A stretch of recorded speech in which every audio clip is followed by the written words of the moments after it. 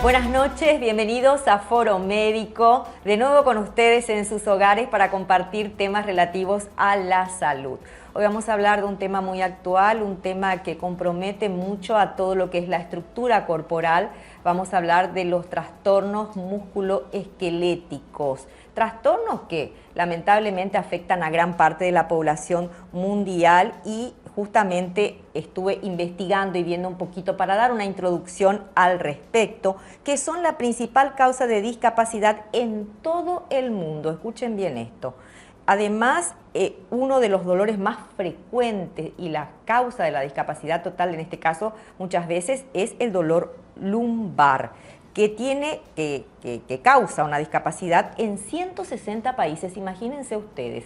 Tanto así que la Organización Mundial de la Salud ya prácticamente puso en marcha la iniciativa Rehabilitación 2030 para llamar la atención sobre la profunda necesidad de contar con rehabilitación en todos los hospitales del mundo y institutos también que se tienen que habilitar para este tema. Así que vamos a hablar de esto esta noche y nos acompañan en piso, ya los voy a saludar. Está con nosotros el licenciado Guillermo Galarza, fisioterapeuta. Buenas noches, Licen, ¿qué tal? Bienvenido. Buenas noches, Lilian, y buenas noches a todos los televidentes. Espero que sea de su agrado y que por sobre todo podamos aprender hoy. Una vez más, gracias por la invitación.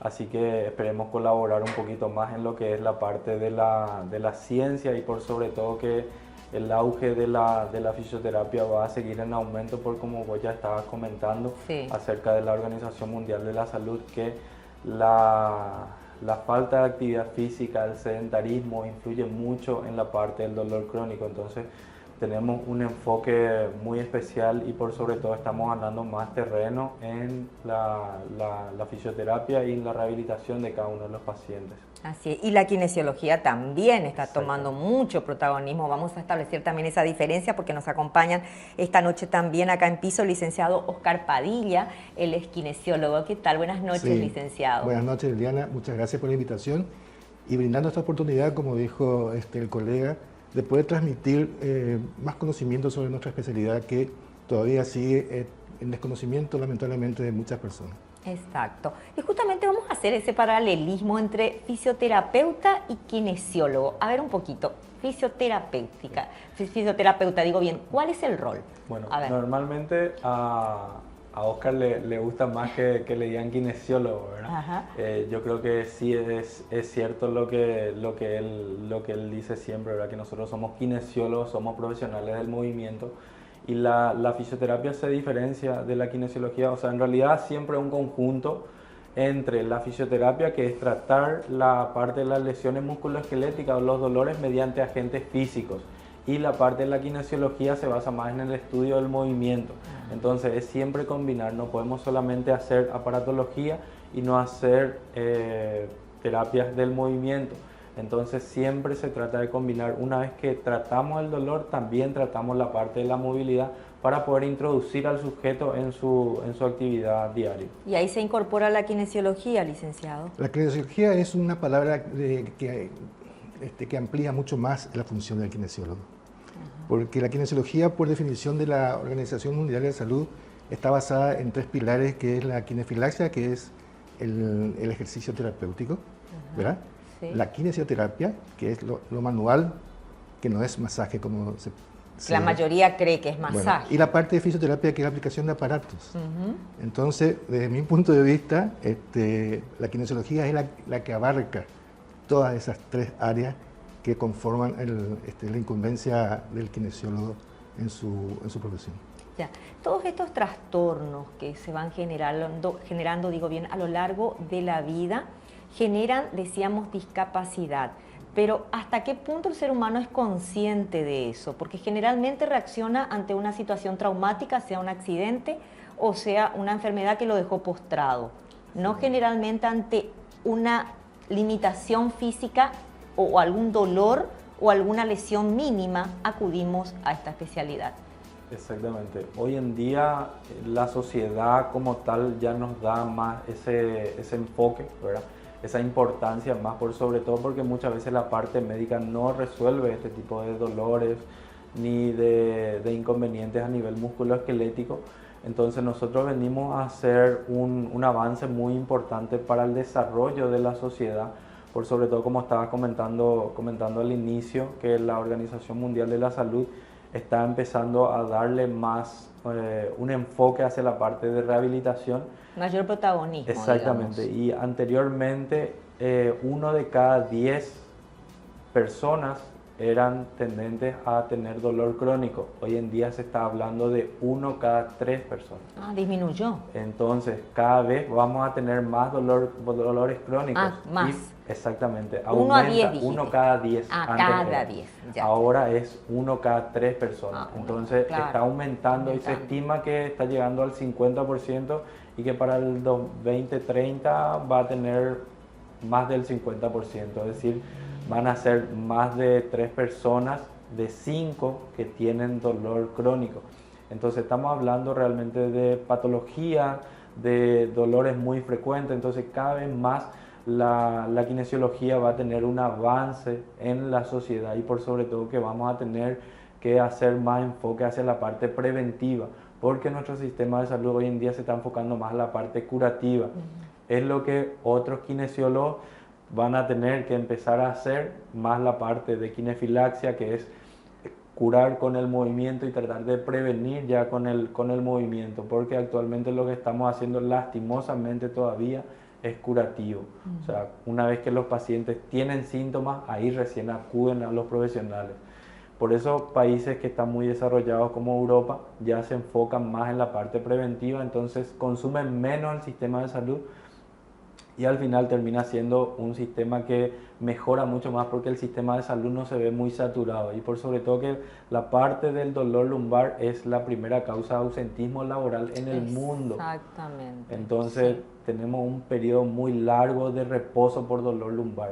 Y esto, licenciado Padilla, se ha acentuado, creería yo, con todos los casos que hemos tenido recientemente de las enfermedades o los virus como el COVID y también ahora con todos los arbovirus que están circulando, ¿no? Sí, lamentablemente es así.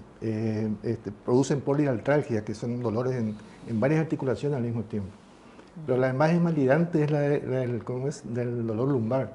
¿Por qué? Porque hay pacientes inclusive que se tienen que trasladar en silla de ruedas teniendo 20, 30 años. Y eso también va asociado a problemas psicológicos muy importantes porque cuesta mucho hacerle entender al paciente que va a volver a recuperarse y va a volver a caminar. Es muy invalidante. Es muy invalidante. Y como dijo acá el colega, lo peor es que se cronifica porque va recurriendo a varias especialidades sin poder encontrar algún tipo de respuesta. ¿Qué es lo que nos falta? Voy a hacer una pequeña observación, es trabajar un poquito más en equipo.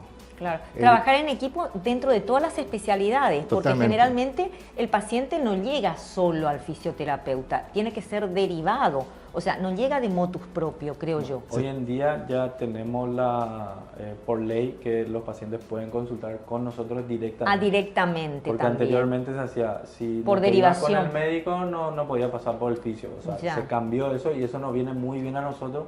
Por sobre todo porque podemos ¿Porque no les derivaban? No, anteriormente los que los médicos consideraban nomás nos derivaban.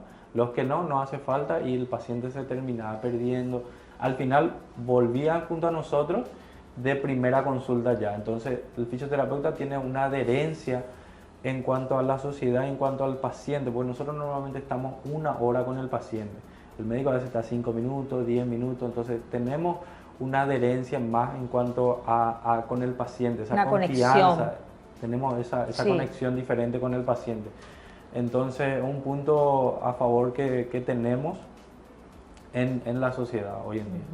Ya, pero ¿qué tema que no le deriven los pacientes? Porque se supone que cuando un paciente no está saliendo adelante y existe un problema ya a nivel musculoesquelético que puede darse por causas reumáticas, por enfermedades autoinmunes, por una serie de factores que me imagino que ustedes lo saben mejor que yo. Sí, yo considero que por ahí tiene que ver también con que la profesión es muy joven acá en Paraguay. ¿Cuántos años tiene? Y 30. Calculo que 30 años 30 aproximadamente. Años. Y recién hace muy pocos años atrás que empezó a tener un conocimiento más amplio, porque antes se asociaba al kinesiólogo como masajista. Hoy sí, hoy tenemos especialidad, en cada especialidad médica hay una especialidad kinésica. Incluso en época de pandemia, recuerdo yo, ustedes tuvieron que hasta pelearla un poquito para poder tratar a pacientes que sí o sí ya necesitaban de esta intervención. En una primera etapa, el kinesiólogo no entraba a atender a pacientes con COVID, porque no le permitían entrar, porque posiblemente creían que no era necesario, pero después empezó a ver que tenía mucho que ver la buena evolución y el alta, inclusive el compromiso de vida que tenía ese paciente ha sido mejorado. Pero por el trabajo en equipo más que nada. Yo valoro mucho eso. Totalmente. Yo valoro mucho eso que ahora se está dando muy lentamente para mi gusto, ¿no? Sí. Tuvieron que pelear varios colegas para que se pueda introducir a más fisioterapeutas.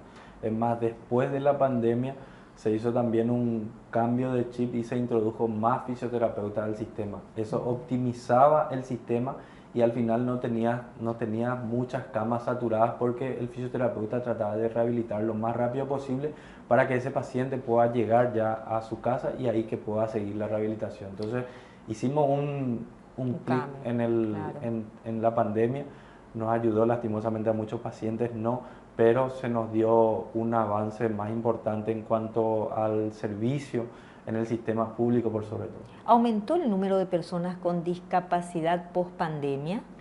Aumentó muchísimo, por sobre todo en pacientes que estaban encerrados, pacientes, por ejemplo, que tenían dolores, pero no es porque había alguna alteración estructural, sino es más por el estrés, y ese estrés al final termina deprimiendo el sistema inmune y al final es más fácil que te duela algo o que vos tengas alguna enfermedad cuando estás en un estado más depresivo.